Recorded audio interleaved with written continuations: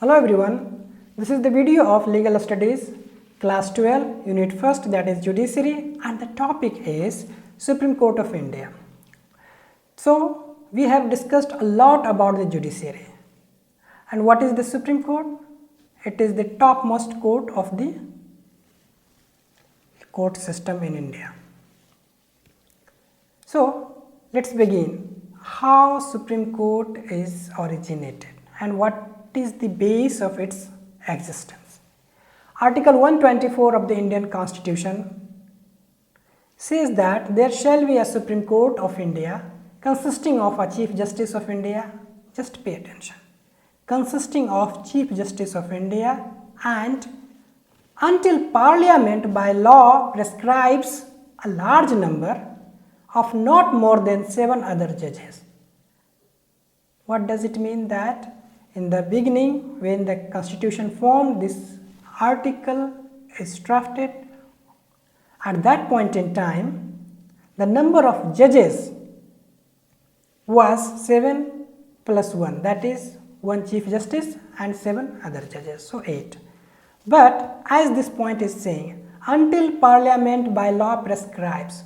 So since that time to till date, it is keep on increasing, and today the total number of judges in the Supreme Court is 33 plus 1. 33 are the judges and 1 is Chief Justice of India. So total 34 judges in the Supreme Court. Next one is the Article 129. What it says that the Supreme Court shall be a court of record and shall have all the powers of such a court, including the power to punish for contempt of itself.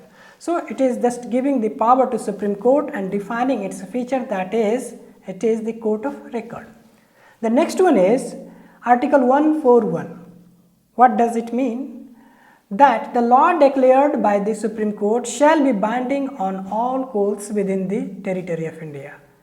You remember that we are discussing or repeating the same point that Indian judiciary is single, unitary and integrated system. So just check out this point. You can relate this article with that concept. That is Article 141. If Supreme Court makes any judgment, any decision, then its decision is binding upon all the other courts. If there are 2 court systems, then of course it is not binding.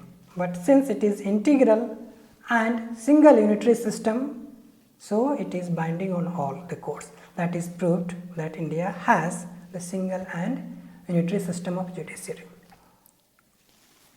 Now let's check out what are the jurisdiction of Supreme Court. However, before checking out the jurisdiction of the Supreme Court, what do you understand by the term jurisdiction? What does it mean?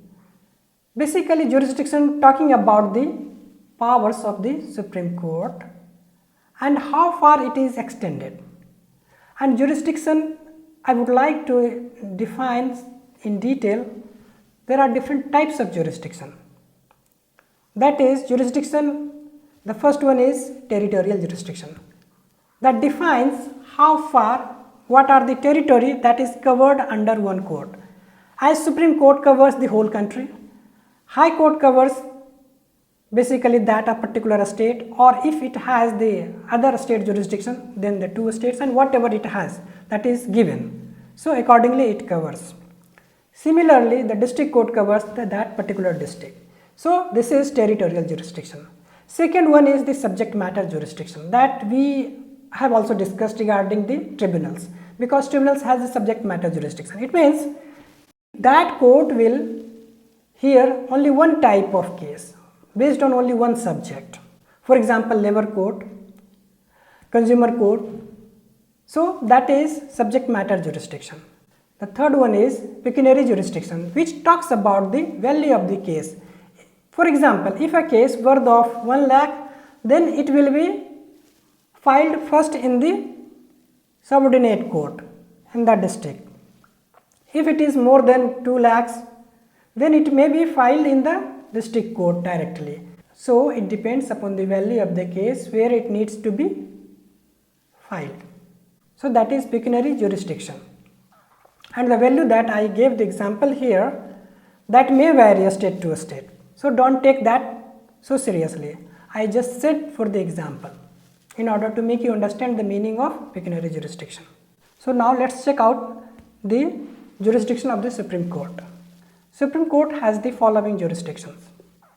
The first one is original jurisdiction, next one appellate jurisdiction, next one advisory jurisdiction, and the last one is inherent and plenary jurisdiction. What is the meaning of all these jurisdictions? Now let's check out in brief. Original jurisdiction. Petition filed under Article 32 of the Constitution for issuance of directions or order or writs including habeas corpus, mandamus, prohibition, quo warranto and certiorari, that is original jurisdiction. Next one is original suits under Article 131. We have studied Article 131, which describes the dispute between center and states or between two or more states. Petition under Article 131A1 of the Constitution seeking transfer of cases. In fact, Article 139 basically talking about the transfer of cases. Under this article, Supreme Court has the exclusive power to transfer the cases of any sort to any court. That is basically based on the merit of the case and also based on the sensitive matter of the case. Because you have seen that many of the matters that is related to High Court of Uttar Pradesh, but it is heard in or tried in Delhi High Court. The purpose behind this is to secure the impartiality of the judgment, because if it is tried in the High Court of the Uttar Pradesh, then there may be possibility it can be influenced with any kind of things, or even evidence can be manipulated. So in such case, in order to secure the fairness of the judgment, the case can be transferred by the Supreme Court to one High Court to other High Court. So 139 talking about the transfer of the cases. That is the original jurisdiction of the Supreme Court.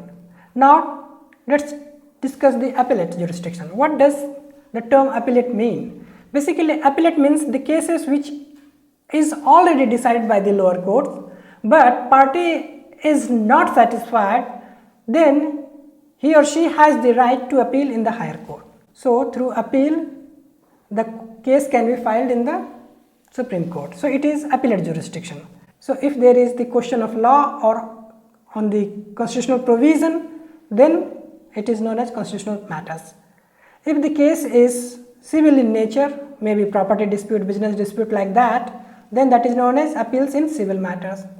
If the case is in criminal matters like murder, rape, those are the criminal matters. So that is appeals in criminal matters.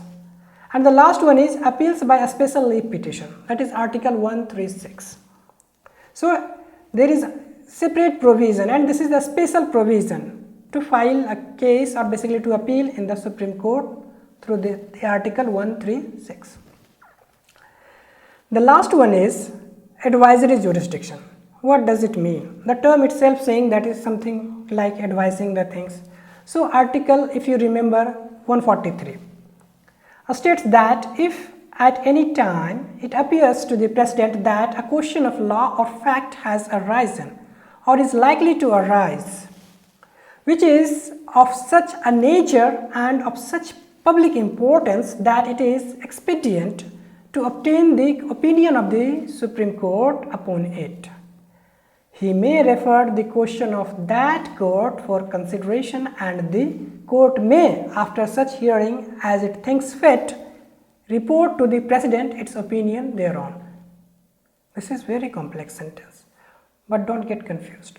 This is the simple thing that saying that President, if thinks sometime it is necessary to take advice from the Supreme Court, then under Article 143 it can ask the advice of the Supreme Court, and Supreme Court of course is not bound to give that advice, but it should give the advice, and it gives the advice. So this is all for this video, that is regarding the Supreme Court. So what we have studied, that is basically the existence of the Supreme Court and its jurisdiction, that is original, appellate, advisory and inherent and plenary jurisdiction. 4 types of jurisdiction. So this is all for this video. See you in next video.